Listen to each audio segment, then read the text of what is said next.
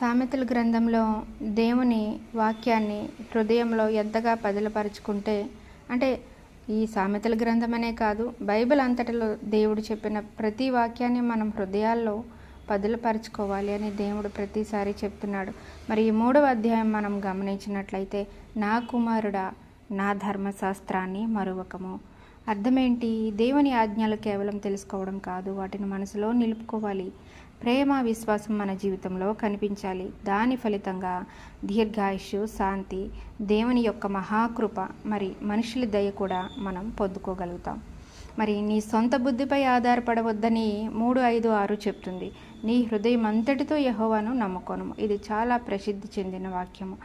అర్థం ఏంటి అంటే, మన ఆలోచనల కన్నా దేవుని జ్ఞానము ఉన్నతమైనది. ప్రతి విషయంలో మనము దేవునిని అడిగి మరి అది సరైనదా అని చెప్పి మనం వివేచనతో, దేవుని వివేకముతో అడిగి తెలుసుకున్నట్లయితే దేవుడు చాలా చక్కగా మనల్ని నడిపిస్తారు.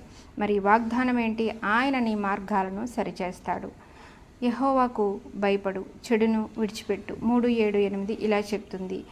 నేనే తెలివైన వాడిని అనే గర్వము చాలా చాలా ప్రమాదకరము. దేవుని భయం అంటే ఆయనను గౌరవించడము. దాని ఫలితము ఆరోగ్యము, మేధస్సు, శక్తిని మనం పొందుకోగలుగుతాము. మరి సామెతలు 3:9-10 ఏం చెప్తుంది? నీ సంపదతో దేవుణ్ణి ఘనపరచు. అంటే మన సంపాదనలో మొదటి భాగము దేవునికి ఇవ్వాలి. ఇది కేవలము విశ్వాసానికి మాత్రమే గుర్తు, కృతజ్ఞతకి మాత్రమే గుర్తు. ఇది గమనించాలి. దీని ఫలితం ఏంటి? వాగ్దానము, నీ గోదాములు నిండుతాయి అంటున్నారు. అంటే నీకు తరతరాలకు మరి తరగని సంపద నీకు అనుగ్రహింపబడుతుంది అని అర్థం. ఎందుకంటే దేవునికి నీ విశ్వాసము, నీ కృతజ్ఞత అంతగా మనసుని హత్తుకున్నప్పుడు తప్పకుండా ఆయన అలాగే ఆశీర్వదిస్తాడు. మరి సామెతలు 3:11-12 గమనించినట్లయితే, దేవుడు మనల్ని శిక్షించినప్పుడు అది ప్రేమతోనే అని మనం గమనించాలి. తండ్రి తన పిల్లలను సరిదిద్దినట్లే అని మనం గమనించాలి. మరి ఇక్కడ సత్యం ఏంటంటే, శిక్ష అనేది శాపం కాదు, అది మనకు సంస్కరణ.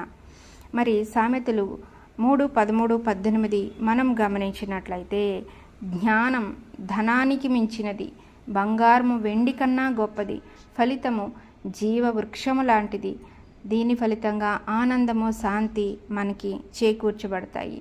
మరి సామెతలు 3:19-20 ఏం చెప్తుంది? సృష్టిలో దేవుని జ్ఞానం ఇది. దేవుడు ప్రపంచాన్ని జ్ఞానంతో నిర్మించారు. అంటే జ్ఞానం దేవుని స్వభావము అని ఇక్కడ అర్థం. జ్ఞానము మనకు భద్రత, ధైర్యం ఇస్తుంది. భయంకరమైన పరిస్థితుల్లో కూడా మనం కదలకుండా నిలబడగలం.